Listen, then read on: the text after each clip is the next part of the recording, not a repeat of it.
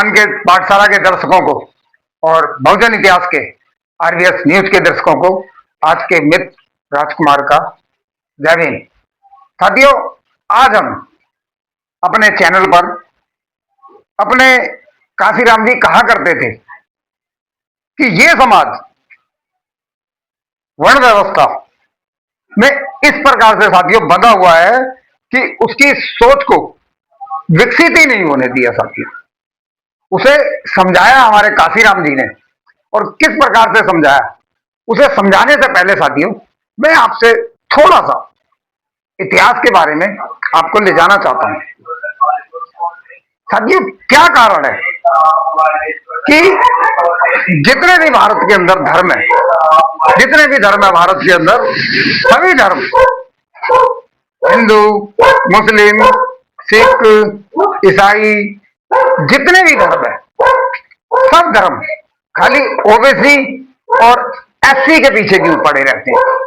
हर आदमी यही क्यों चाहता है, हर धर्म यही क्यों चाहता है कि ओबीसी आदमियों को तोड़ें, जो हमारे पिछड़े वर्ग के जो समाज है, और एससी समाज को लेके अपने धर्म को हम मजबूत करें। आखिर ऐसा क्या है साथियों कि हम लोगों को सब एससी एसटी ओबीसी को अपने धर्म में खींच रहे। साथियों, आखिर इनका ओबीसी और एससी का इनका असली जो इनका धर्म है, जो धर्म है, वो इनका असली धर्म है क्या, जिससे ये अज्ञान है ये लोग। तो आज अपनी वीडियो में साथियों हम इसी बारे में आपसे चर्चा करना चाहते हैं। ये काशीराम जी ने, देखिए हमारे मान्यवर काशीराम जी ने किस प्रकार से हमारे गांव गांव जाकर साइकिल यात्रा कर कर कर कैसे लोगों को जोड़ा, और किस हिसाब से उन्होंने कैडर दिया। हमारे तो गांव में अशिक्षित लोग थे, वो लोगों को काशीराम जी ने कैसे बहुसंख्यक जोड़ जोड़ के अपने साथ में जोड़ के, और 4 बार की एक राष्ट्रीय पार्टी बनाई, बहुजन समाज पार्टी, और कैसे 4 बार की मुख्यमंत्री थी। तो आइए साथियों हम अपने समाज को समझाते हैं। और समझने से पहले साथियों, ये आपका अपने चैनल है बहुजन इतिहास आरबीएस न्यूज। आप इस चैनल को साथियों ज्यादा से ज्यादा हमारे समाज से एससी एसटी ओबीसी समाज, इसको ज्यादा से ज्यादा इसको सब्सक्राइब करें, ताकि आप अपना इतिहास साथियों जान सकें। तो आइए साथियों शुरू करते हैं। देखिए, ये काशीराम जी बताते हैं वर्ण व्यवस्था।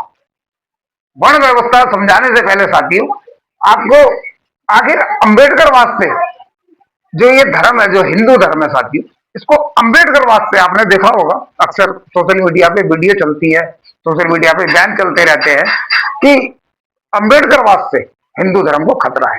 आखिर क्यों अंबेडकर वास्ते साथियों खतरा है, ऐसा क्या है अंबेडकरवाद के अंदर, ये मैं आपको आज बड़ी बारीकी से साथियों समझाऊंगा। तो चैनल को साथियों आप सब्सक्राइब कर ले, वीडियो को लाइक और शेयर करना शुरू कर दे। साथियों साथियों हमारे इस पूरे उसमें देखिए वर्ण व्यवस्था साथियों किस प्रकार से बनी हुई है।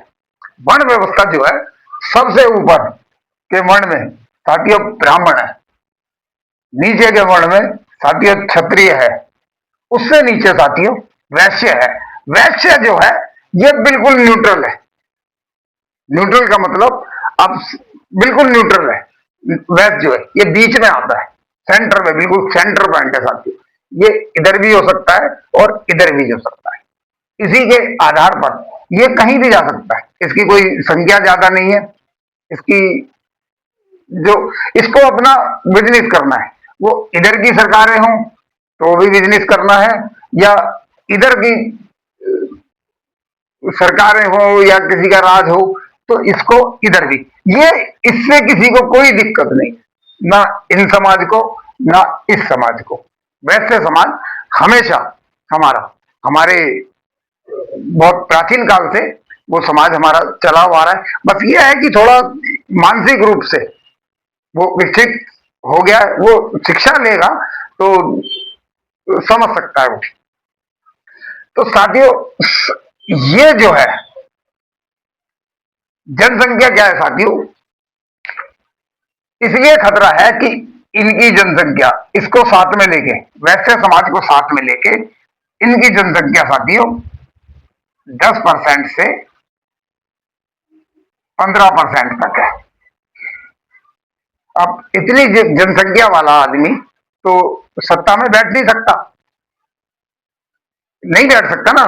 तो साथियों ये क्या करते हैं अक्सर, ये कि ये अपने धर्म में, अपने हिंदू धर्म में, हिंदू में लो चाहे मुस्लिम में हो चाहे सिख में लो, चाहे ये इन्हीं को खींचते हैं।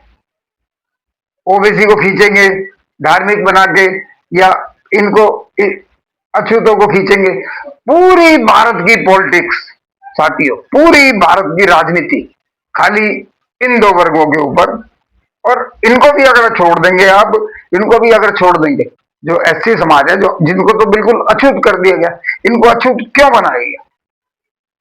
इनको अछूत इसलिए बनाया गया साथियों कि ये अपने ओबीसी समाज से ये दूर हो जाए, बिल्कुल उससे दूर हो जाए।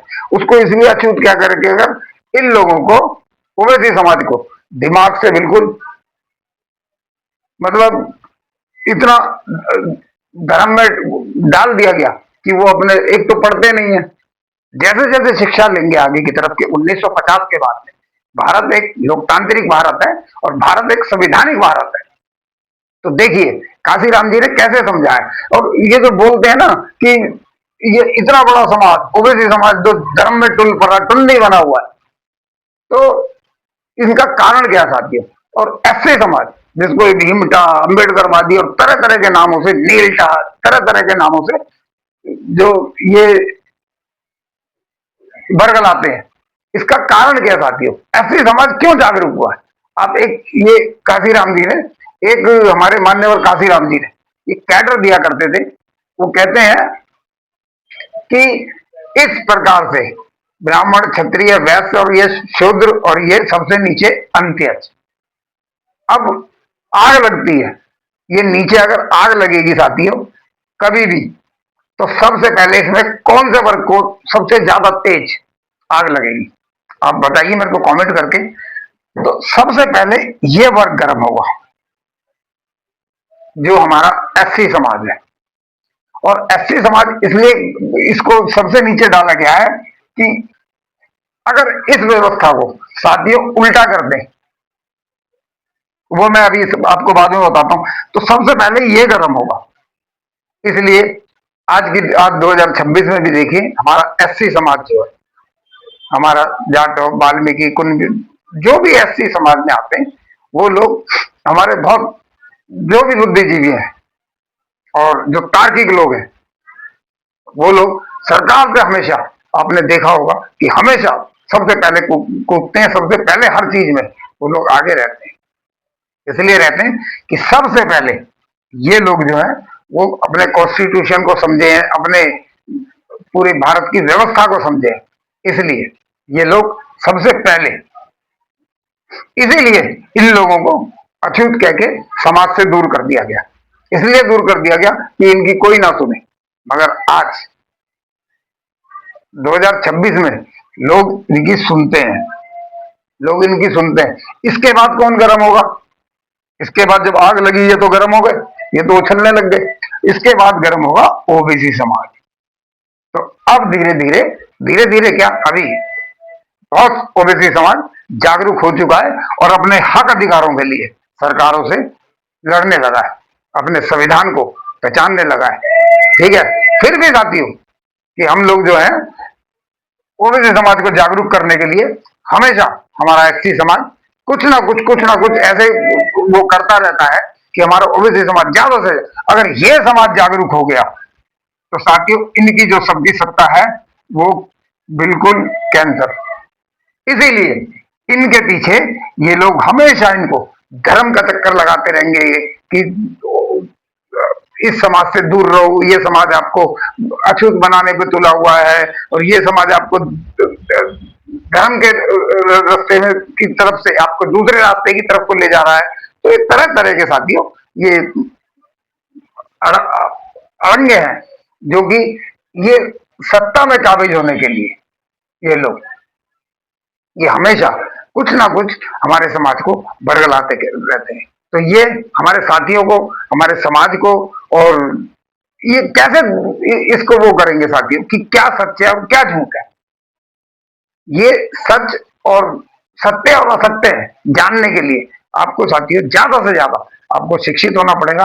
अभी ठीक है, पीछे हमारा समाज नहीं शिक्षित हुआ, अभी भी समय है कि अपने बच्चों को आप ज्यादा से ज्यादा साथियों शिक्षा दीजिए, और ज्यादा से ज्यादा अपने बच्चों को शिक्षा की तरफ अग्रसित कीजिए। और हमारे काशीराम जी ने के लिए एक बात कही जाती है साथियों, उनको एक नारा दिया जाता है उनके लिए।